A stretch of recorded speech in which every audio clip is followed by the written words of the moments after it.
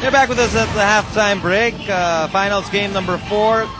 Spearmen on top here, 42-31 over the Tropang Texters. I'm Paolo Trillo alongside Coach Ryan Gregorio. And Coach, looking at that first half, it looks like San Miguel Beer had control of it until the last maybe 1-2 minutes of the quarter when Talk and Text made a run. Talk and Text really could not just get their offensive game going. No rhythm at all on offense. And just towards the end, when they started to force turnovers, they were able to run and score on fast breaks. But in the entirety of the first 2 quarters, the defensive schemes of San Miguel really up there in terms of making stops. Now you talk about the defense of the Beermen, and let's look at some of the highlights in the first 2 quarters of play. Dito nahirapan talaga yung Talk and Text. They were trying to attack the basket, trying to get shots, and they missed also a number of those from outside. Well, one thing going for San Miguel is they're really sprinting down and protecting their court. No easy fast break opportunities for Talk and Text. And Talk and Text is relegated into being just a perimeter shooting team. Even Jimmy Alapag struggled from the outside. The penetrating angles, which were so obvious and evident in the first 2 games, are simply absent in Game 4.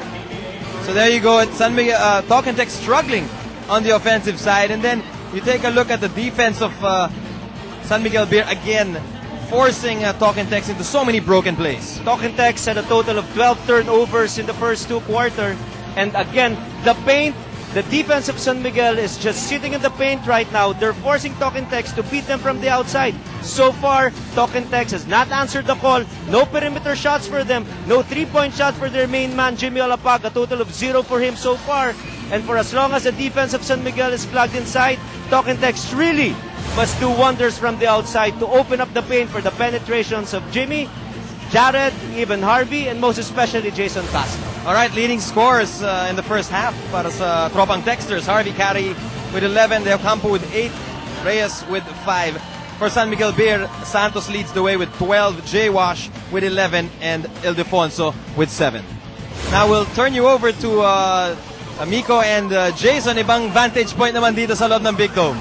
Oh, mas mataas yung vantage point namin kasi kailangan ko mas mataas pwesto para may makita. Babalikan natin si Paolo and Coach Ryan in a moment. Jason, we'll go to your webpage at tingnan natin kung akmang-akma no, yung mga prognosis for both teams. Well, we started off with energy, obviously. For energy, for San Miguel, they had it all game long. Energy from start to finish till the first half, but you can say maybe they tapered off last couple of seconds, but generally, when it comes to energy, that's definitely pointing to the side of San Miguel. Point to success. We wanted to look at the point guard, Jimmy Alapag. 0 points, only 1 assist. Alex Cabagnon, 3 points, 3 assists. But let's look deeper. Jason Castro, you might say, was outplayed by both the combination of Lennox Miranda as well as Paul Artadi when it came to what they did on the court. So again, advantage to San Miguel there. We talked about knocking down their shots. The Tropang Texters, 0 out of 8 from 3-point range. That's why it's been easy for San Miguel just to sit in the paint and not extend out their defense. On Beermen, on the other hand, 3 out of 13, not great, but at least they're making their shot from the outside. And finally, share the wealth. Don't give it away. Look at the assists of the Beermen. They're 9 compared to 8 of the Tropang Texters. But larger than that are the turnovers, because the Tropang Texters turned that ball over 12 times compared to only 8. And those 8 of San Miguel, actually 2 of those came in the last 2 minutes of that first half. You know, for a run and gun team, natural lamang na you turn the ball over. Kasama yan, no? But hindi naman yung mga unforced errors, Jason, yung mga pagkakamali ng Talk and Text, always under pressure by that San Miguel defense. Yeah, that's why you still have to give credit to that defense of San Miguel because they're the ones forcing the turnovers. Yan ang sinabi mo, hindi siya unforced turnovers. And if you're the Tropang Texters, what you'd like to look at is, ilan ba yung turnover ko? Ilan yung assist ko? Because this is a team that likes to move that ball to be able to make easier shots. In this game, they haven't been able to get those easy shots because of those assists. Well, si Coach Ryan, ang kagandaan ng pwesto nila ni Paolo is that they're actually situated under the Talk and Text basket. Kaya kita-kita nila yung sikip ng depensa ng San Miguel. Coach Ryan, can you expound and try to tell the viewers bakit ba ang ganda ng depensa ng San Miguel, especially in that shaded lane? Well, for one, it's a big gamble for San Miguel. They cannot stop both the penetrations and the outside shot. So they're playing the percentages right now. What they're doing is they're just plugging the paint. And when the kick-out pass is given to their shooters or the outside shooters of Talk and Text, all they have to do is just to run out and challenge those shots. So far, so good. They're in rhythm in terms of their rotations, coverages, and forcing a lot of turnovers and bad shots on the part of Talk and Text. While on the part of San Miguel, offensively, they're trying to simplify their points of attack.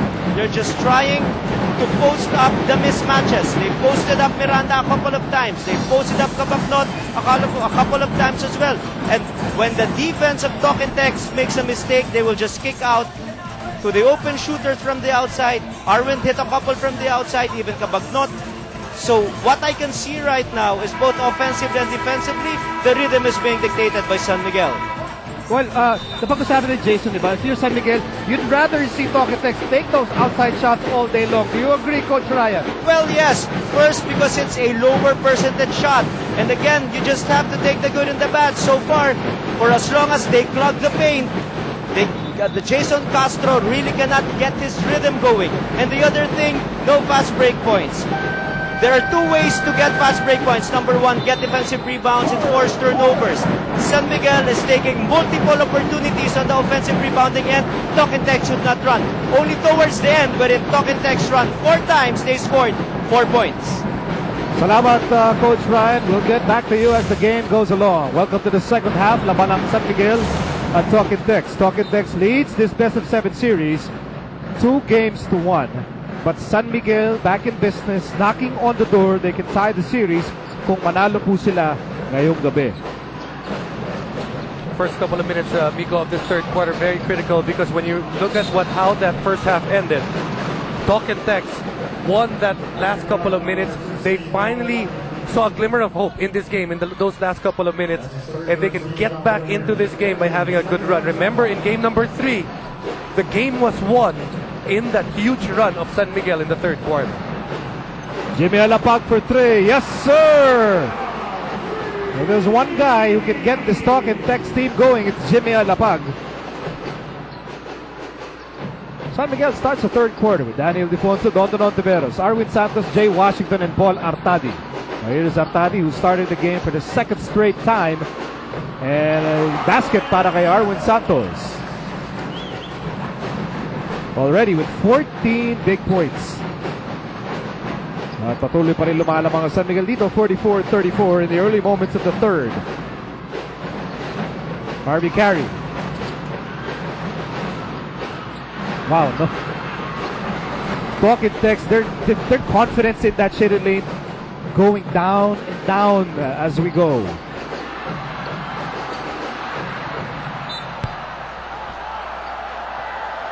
Not a typical Dondon Ontiveros shot right there. That's probably the most open he's going to be in today's game. Hasn't been a typical game for Dondon. The matchup that Ryan and the problems that Ryan is giving him on that defensive end, nakikita natin. Ryan Reyes. Ali Peak, shot clock down to 10. 2 minutes, or close to 2 minutes having gone by. Dito sa third quarter, agaw ni Arwin. Arwin loses it. At tinamaan pa si Gubig, si Ryan Reyes in that exchange. Samantala, here's Alapag. Alapag fires a 3. Yes, sir! Back-to-back threes para kay Jimmy Alapag. If you are Coach Chot Reyes, you're up on your seat. Exactly what he's doing because he's the guy that you want to get hot, Jimmy Alapag. If you're Coach Ato Agustin, you're very upset because Paul Artadi is there for defense and Jimmy Alapag scores. Meantime, Jay Washington answers back. Meron na siyang 13 points. So Arwin Santos with 14, Jay Washington with 13. Meantime, Ali Peak, open shot, drop pass. He had an open shot and gave it up. Lamang pa rin na San Miguel, 46-37. And here's Daniel Defonso. Dondon Ontiveros for 3. Yes, sir! Nakalibrate na. Nakalibrate na ni Dondon. Nasukat ng mabuti after that air ball. And Dondon Ontiveros makes it a 12-point game, 49-37.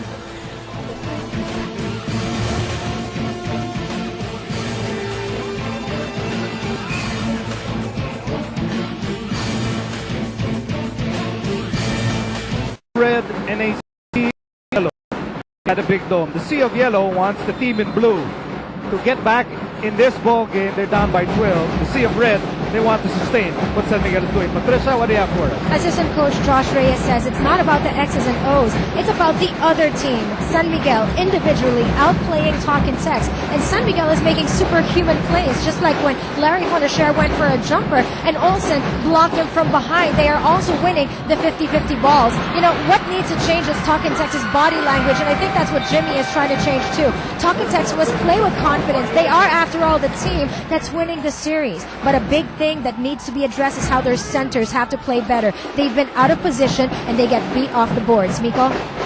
Reaction to that, Jason, yung concern about the inside play of the big men of Talking Tex. But obviously, what Talking Tex would like to see is Ali Peak being able to be a mountain or an island right there. They can play 4 small and have Ali Peak score for themselves. Ranidel de Ocampo, they'd like to see him score some points at the plate. When you look at the contribution of these two guys so far, talking about Ali Peak as well as Ranidel de Ocampo. Ranidel, yes, he had 8 points, but he had multiple attempts in the first half.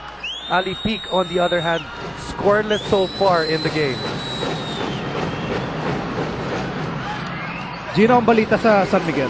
Coach Ato Agustin was very pleased with about 23 minutes of the first half. He was pretty disappointed with a 6-0 run Talking Tex had to close out the second quarter. In the second half, he reminded the team, specifically the guards, to help each other out when Talking Tex applies the full court press. He also said they will continue to attack Jason Castro and Jimmy Alapag in the post.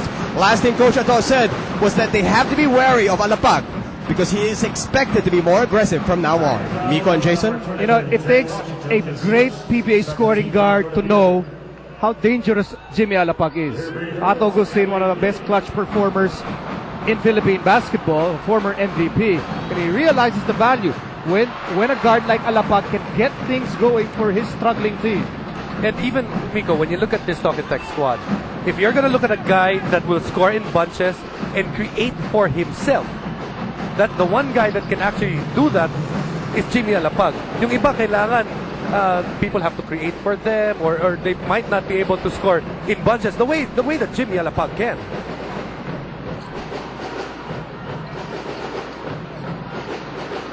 Washington will miss. Here comes Ryan Reyes. Reyes, nice behind the back dribble, and there's Dondon Ontiveros. You must, when it's Dondon against Ryan, a basketball student must see how they defend each other. And Dondon Ontiveros, yes, he's only got 3 points, and that was a three-pointer earlier. But defensively, doing an excellent job.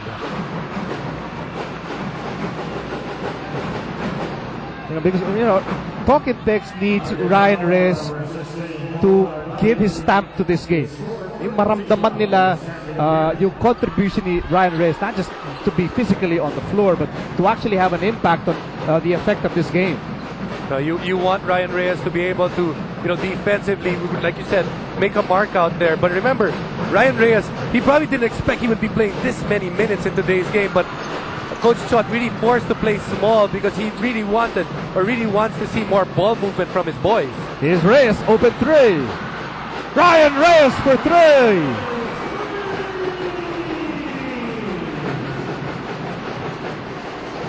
Eight points para kay Reyes, and Talking Tex within single digits here, down by 9 points. Here's Artadi. Artadi, open shot, gave it up. Daniel Defonso with the ball. Pinasa kay Ontiveros. Shot clock down to 7. Ontiveros for 3. Straight but strong. Battle for the rebound. Nakuha ni Ryan Reyes. And Reyes will push. He is pushing. He is pushing. He stops. He almost throws the ball away. Reyes has it. Reyes gives it up. Harvey Carey fires, and basket no good. That's an offensive foul. Miko, Dondon Ontiveros, he is playing the 2 guard. But the guy that he's guarding, Harvey Carey, all day long, he has been able to move his feet. He's been able to disrupt things. Earlier, that's what he did. Nagalaw niya yung bola. But, look at him going right back at Harvey Carey. Paano siya nakapwesto ulit? Papunta na kanina pa. Fast break na eh. That's the mark of an excellent defensive player. At halos nangangalahati na tayo dito sa third quarter. Nice turnaround para kay Jay Washington. And looks like San Miguel successfully keeping Talking Tex at bay as of the moment. De Ocampo for 3. Oh, Talking Tex needed that basket. Talk and Text was 0 out of 8 in the first half in 3-point